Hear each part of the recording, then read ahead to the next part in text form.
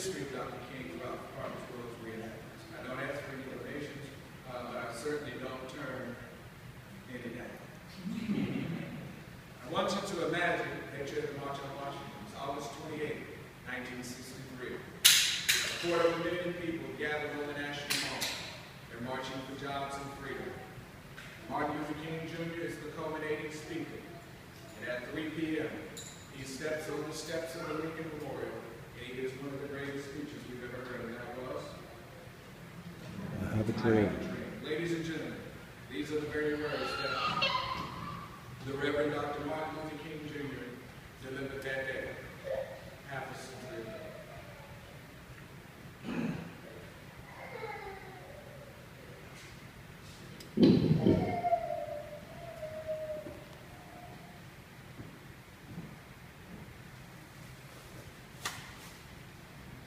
I say to you today, my friends, so even though we face the difficulties of today and tomorrow, I still have a dream.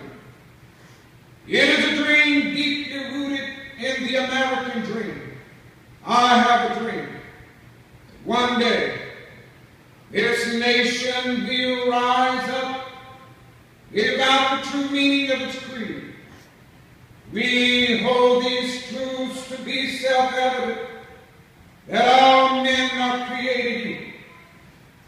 I have a dream that one day on the red hills of Georgia, sons of former slaves and the sons of former slave owners will be able to sit down together at the table of brotherhood. I have a dream.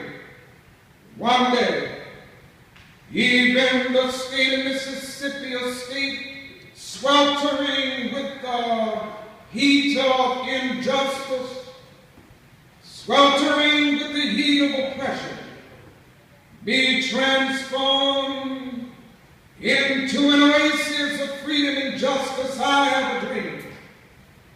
My 4 little children one day live in a nation where they will not be judged by the color of their skin, but by the content of their character. I have a dream today. I have a dream that one day down in Alabama, with its vicious racists, with its governor having his lips dripping with the words of interposition and nullification, one day right there in Alabama, little black boys and black girls will be able to join hands with little white boys and white girls as sisters and brothers. I have a dream today. I have a dream that one day the valley shall be exalted. Every hill and mountain shall be made low. The rough places will be made plain, and the crooked places will be made straight, and the glory of the Lord shall be revealed, and all flesh shall see it together. This is our hope. This is the faith that I go back to the South with. With this faith, we will be able to hew out of the mountain of despair a stone of hope. With this faith, we will be able to transform the jangling discords of our nation into a beautiful symphony of brotherhood. With this faith, we will be able to work together, to pray together, to struggle together, to go to jail together, to stand up for freedom together, knowing that we will be free one day. This will be the day. This will be the day when all of God's children will be able to sing the new meaning, my country till thee. Sweet land of liberty of thee I sing.